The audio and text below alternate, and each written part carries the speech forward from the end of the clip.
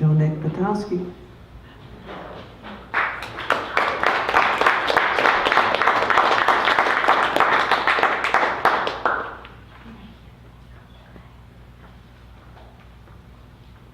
How's everybody doing tonight? So far, so good? Alchemy. Good subject, because in this book that I've attempted to do a contemporary history of alternative Austin over the last 50 or 60 years, all the characters in it, most of them are conjurers. And they're conjurers who made something up out of nothing. And often for the wrong reasons. I like to cite the inspiration being, it's very rarely a business plan.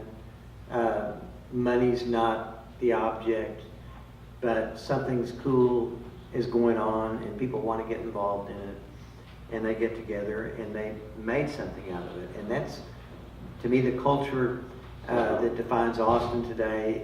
And now that the culture, it's outsiders that became insiders. The alternative becomes mainstream, and it really doesn't just inform the culture anymore, it drives the economy of this city. It's kind of a unique attribute, especially compared to the rest of Texas, which is all about extractive natural resources and may have been based on something like cattle. Austin's always been about the creative mind, and it's traditional, but certainly in the last 50 years it's become something that's been teased out. And I spent a lot of time trying to figure this out as someone that came here by choice, felt a strong sense of place. But ever since, I've been trying to figure out what separates this place from other places. What's the groove? What's the mojo? What's the elusive cool? And moreover, is the same thing that drew me in the early 1970s still in effect? Does that still play today for someone that comes here today? And which is really hard to do, because as a writer of some maturity, it's really easy to be an old fart curmudgeon. And I had to resist a lot of that and try to be pretty even-handed with my judgment. And it was always asking myself throughout, is it me, or is it this greater canvas that I'm looking at? Is it still here? So I'll read a little bit about three characters. And the first character is actually part of Austin's prehistory, in my mind. There was always an Austin. It goes back to Mirabeau Lamar in October 1838, shooting a buffalo near the corner of present-day 8th and Congress, riding up the hill with his hunting party just full of piss and vinegar, and up to the top of this hill, which is the present-day Capitol. And this should be the seat of future empire, he declares. All the wrong reasons again. This is not a ship. The Colorado River wasn't a major port.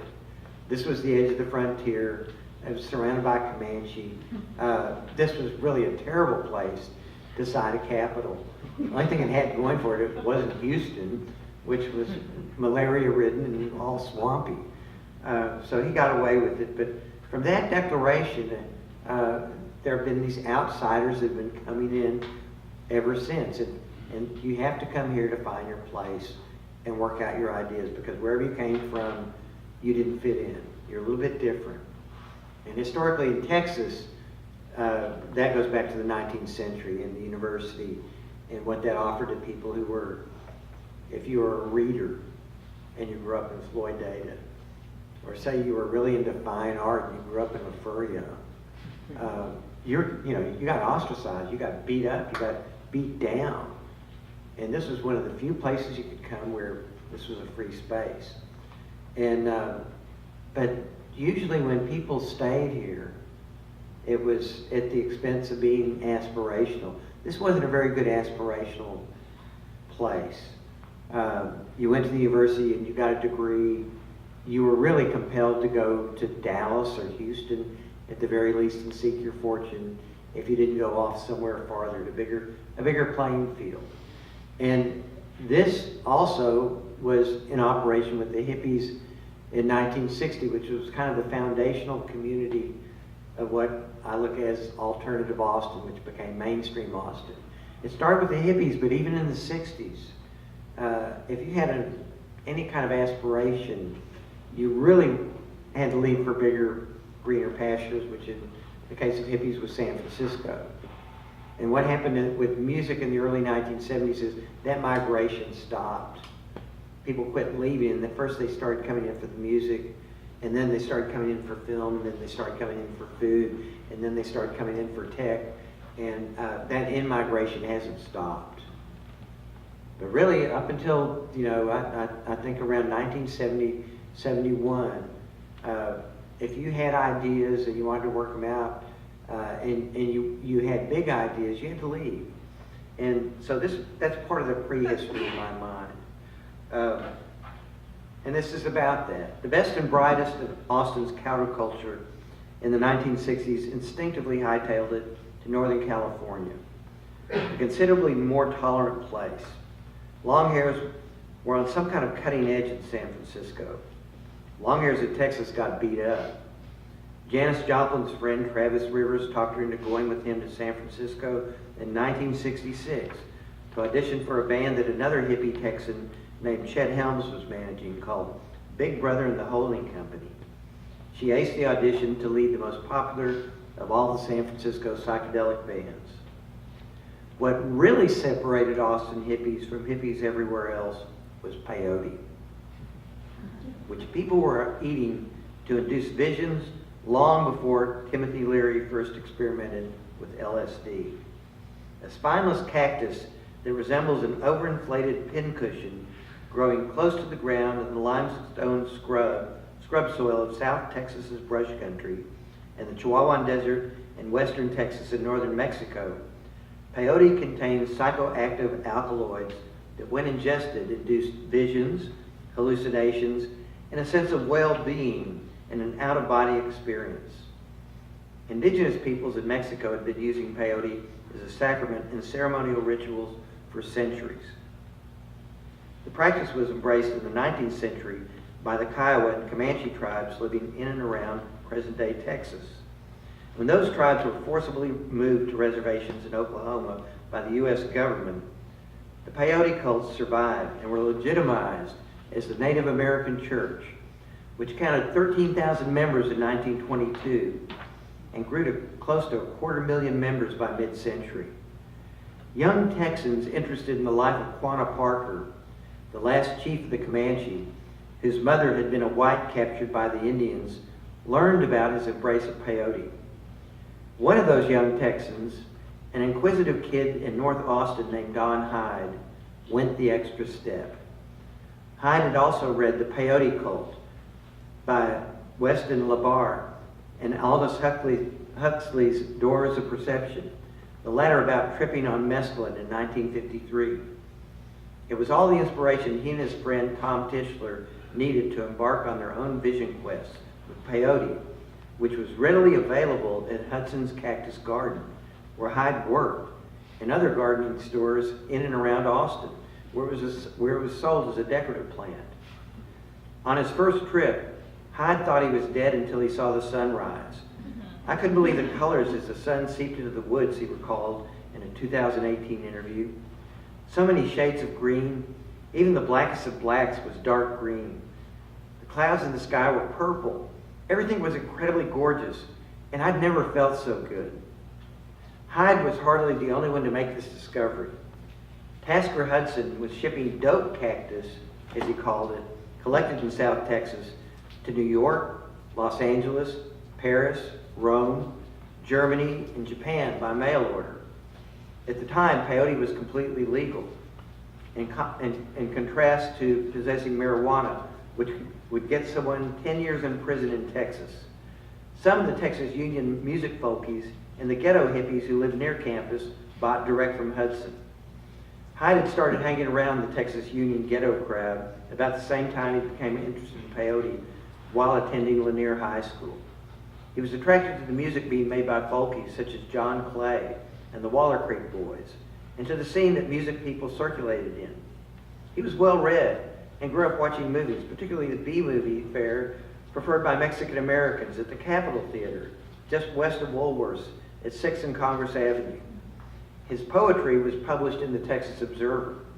His interest in peyote was shared by several older friends, among them Gary Maxwell Scanlon, Jim Franklin, and Roger Baker. Chewing the bitter buttons to get high could be unpleasant, since some of the alkaloids in the plant induced vomiting. In search of a more palatable way of taking peyote, the group tried teas, tar concentrate, and downing the cactus with Dr. Pepper. They settled on boiling the buttons into a liquid extract, which they cooked in rural rent houses near Luling and Dripping Springs. A sheriff's deputy, who had been alerted by neighbors about suspicious activities by hippies, paid a visit to the Luling house, where Jim Franklin calmly informed him, "We're UT artists, and we're extracting plant dye for a special color we need for an art project we're doing." Satisfied with the explanation, the deputy said, "You boys be careful," and drove off. Baker's knowledge of chemistry led to a process involving butane to create mescaline sulfate, peyote psychedelic component, in crystal form from the extract. That led to work vacations to San Francisco for Don Hyde. Mescaline found immediate popularity in Northern California as a pleasant psychedelic alternative to LSD with few side effects. Hyde traded mescaline for the last of the high-quality batch of White Lightning LSD that had been made for the human being in 1967, one of several events where crowds converged to hear live music and trip on hallucinatory acid. He decided to try to replicate what he saw going on in San Francisco by opening the Vulcan Gas Company in a former dry goods store at 316 Congress Avenue, the low-rent part of the Grand Avenue, in the fall of 1967. The Vulcan featured live music and psychedelic light shows, with the unspoken understanding that the music and the lights were a whole lot more fun under the influence of LSD, which Hyde had plenty of, particularly the clear light or window pane variety. Joining Hyde in running the Vulcan were Houston White, Gary Maxwell Scanlon, Sandy Lockett, Doug Brown, and George Majeski, who helped set up the concessions. Don Hyde was the last hippie run out of Austin in 1970. And he was informed by the Vice Squad, "We don't know what we're going to bring you up on, but you've got 24 hours to get out of town." The Vulcan Gas Company had closed, but he was the last hippie to get run out of town, ending the migration. And what started within a year or two later were people like first musicians, not just Michael Murphy, Jerry F. Walker, Willis Allen Ramsey. All these people came from different places. Willie Nelson comes from Nashville. Doug Sahm comes from San Francisco by way of San Antonio, and kind of signals to hippies, you know, this hippie's come back. He's been in San Francisco. So maybe we don't need to go out there. And the music people started coming in, musicians and then people to hear music. And the whole idea was you could come to Austin and do the kind of music you wanted. You weren't going to get rich or famous, but it was the lowest cost of living of 100 largest cities in the United States back then, and you could slack. It was really easy to slack. Yeah, cheap rent, cheap beer, cheap dope, and really a relaxed atmosphere. And that started the migration.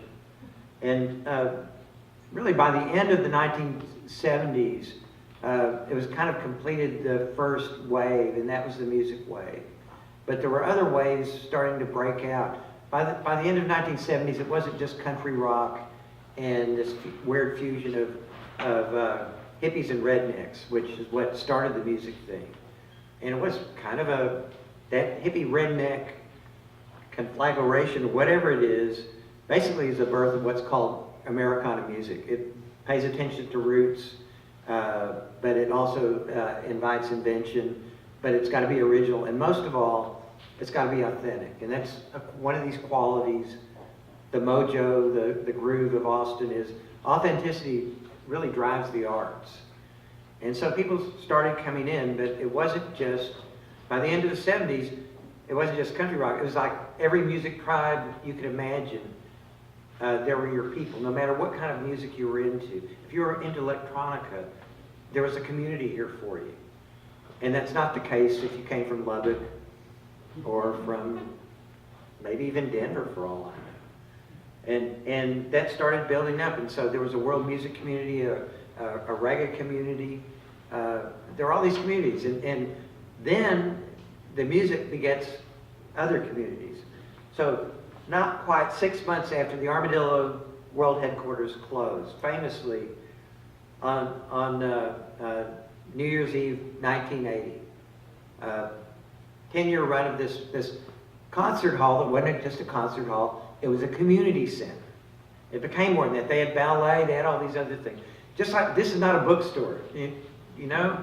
This is a community center. This is one of these Austin things that you come here and wherever you came from, there may not have been many of you. But here, there's enough of you that there's a community. And so here's another community that started, and it was kind of on the heels of the Armadillo closing. On Memorial Day 1981, not quite 6 months after the Armadillo World Headquarters closed, 7 inches of rain fell on the city and a flood ripped through Shoal Creek, the primary drainage of West Austin, jumping its banks. The flood waters floated vehicles off the used car lot at McMorris Ford and into the creek, which had been transformed into a raging torrent. Many of the vehicles caught the current and slammed with an audible crash against the bottom of the bridge where 6th Street crossed over Shoal Creek. I know because I was in a building watching this happen and thinking my life was passing in front of me. The flood would prompt the Ford dealership to move to the motor miles on South Interstate 35. GSD&M, an advertising agency founded in 1971 by some hustling UT grads who didn't want to go to Dallas or New York or Chicago to seek their fortunes as ad men and ad women, moved into the location, building a 100,000 square foot headquarters. GSD&M would snag such valuable accounts as Southwest Airlines and Walmart, as well as the Don't Mess with Texas anti-litter campaign, as it grew in an agency powerhouse. 500 employees strong, consistently ranking as one of the coolest companies to work for in Austin. 4 blocks upstream, Whole Foods Market was underwater. The groceries building was in a notorious low-lying floodplain, but the new business had not purchased flood insurance. The entire inventory, valued at $400,000, was lost. Without prompting, dozens of customers, employees, vendors, creditors, and friends showed up at 10th and Lamar, sleeves and pants rolled up, ready to clean up before the flood waters had completely receded. The customers had wanted to help the grocer because the grocer was providing the goods they wanted. This is, again, your customers come in and want to help and clean up your mess. This doesn't happen everywhere, folks. I'm sorry. Several years after the Shoal Creek flood of '81, John Mackey wrote the Whole Foods Declaration of Interdependence, articulating a stakeholder policy that extended beyond the bottom line to factor in employees, suppliers, the community, and the environment, as well as customers. A macro view of retailing food. This wasn't just lip service or advertiser speak. Mackey insisted. Whole Foods Market would walk the walk, and the Shoal Creek flood had a lot to do with it. It turned out to be a good business strategy. Love was written into the higher purpose statement of the company's core values. With great courage, integrity, and love, we embrace our responsibility to co-create a world where each of us, our communities, and our planet can flourish, all the while celebrating the sheer love and joy of food. This is the first location of Whole Foods Market. The Whole Foods store was restocked, rebuilt, and reopened less than a month after the flood. Customer response was stronger than ever. Shoppers took Whole Foods' loss personally. One of the neighbors helping her friends clear out the mud and debris in the store was Patty Lang Fair, who had become a team member within the year, enabling her to see the store that she shopped at in a very different light. Once I went to work there, I could see there was 16 feet of Knudsen's apple juice. Everything else was double-fronted, double-fronted, double-fronted. Dirty little secret. We didn't have products to fill the shelves. The only bottle of water was Perrier. Dr. Bronner's pepper. You could either work at Whole Foods or work in a restaurant, said Patty, who married the musician Jad Fair. That was the day job. That policy extended to openly gay people and to all sorts of alternative types who didn't fit in elsewhere. It helped that Mark Skiles did all the initial hiring. He didn't care what you looked like as long as you worked hard, Fair said. We had a diverse bunch of people working for us, from Izod and plaid short preppies to hardcore punks and hippies. I was kind of astounded by that. It wasn't like going to work. There was no barrier between the customer and team members. You were a customer one day, then a team member for 6 months. Everybody knew each other. Team members' friends and families would show up. We just had fun. If things didn't work, oh, too bad. We'd start something else in terms of what we carried. At 10 o'clock closing time, we'd crank up that sound system, put on our own tapes, everybody's dancing, customers bopping in the aisles. It was so awesome.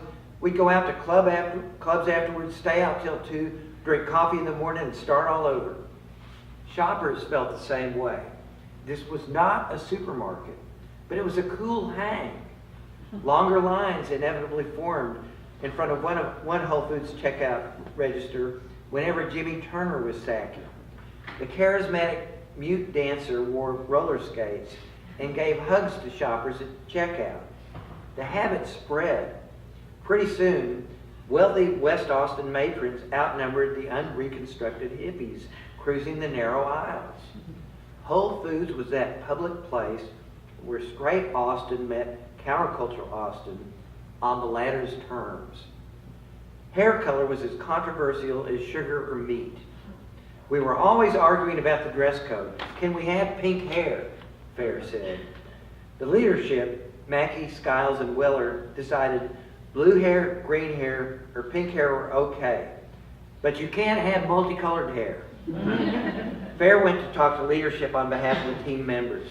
I gave an impassioned speech. That's why Westlake ladies come here. Their kids couldn't have pink hair, no way. But they love to be able to say, you'll never guess what I saw at Whole Foods, those crazy people. They just adored us. Lady Bird Johnson, the former First Lady of the United States, helped settle the issue. In the middle of this colored hair fight, I saw her come in and started begging for her and asked, what do you think about this colored hair? Fair said. Lady Bird smiled sweetly as her eyes grew wide. Oh, their pink hair just tickles me. After Fair related what Mrs. Johnson had told her, leadership gave team members their seal of approval to color their hair any damn well that way they pleased. Dress code fights went beyond hair color to deal with ripped t-shirts, graphic t-shirts, underarm hair, men in skirts, women without bras. The liberals usually won, but compromise was inevitable. Exposed underarm hair was a no-no for women and men both. Some men shaved so they could wear tank tops. Slightly ripped t-shirts were fine as long as the shirt was clean. Inappropriate words and images on t-shirts were prohibited. Store managers would make the call. Shorts and skirts could be no higher than 2 inches above the knee for women and men alike. Battles over food were more heated. Artificial flavors, colors, and ingredients were banned from the outset. The inclusion of coffee, alcohol, and natural meat set off warfare between the purists and the casuals. It was no sugar versus some sugar, no white flour versus who cares. Fair's previous employer, Good Food Store, had been much stricter in what was and wasn't carried. We didn't carry eggs, we didn't carry meat. We did carry milk, we didn't carry coffee. It was a strange list of things. That's another reason Whole Foods put us out of business. So those are some of the stories, those are some of the characters. And the cool thing is this is the world's largest organic grocer. I like the stories when they make something up out of nothing. And it's the same thing, Michael Dell making up, building computers in his dorm room. Coming to Austin so he could get his parents off his back because they wanted to go become a doctor. And instead he's building computers in his dorm room until they try to do an intervention. And he has to stash all his computer stuff in his dorm roommate's bathroom and hide it from his parents. And by the time he's supposed to graduate, he's got an $80 million business. And you know, and Aaron Franklin comes to Austin not to become the master barbecuist of the world. He comes to Austin playing bands because there's bands here. And there's, you know, even today where there's money involved and technology is involved, there's still like this underpinning of the authenticity and the cool things. And it really starts and ends. As much as I gave a lot of attention to literature and writers, and they really did precede them, but music is the foundation of what makes Austin tick. And it goes back to the oldest business is about drinking beer and dancing and making music. Schultz Garden, it's our oldest business. We know how to have a better time than people do in other places. So it's a pleasure to be able to wrap up my talk and get to precede music, because that's what we're here for too. Words can be expressed in many ways, and sometimes in books. Sometimes they're expressed better in CDs. So thank you all for being here tonight.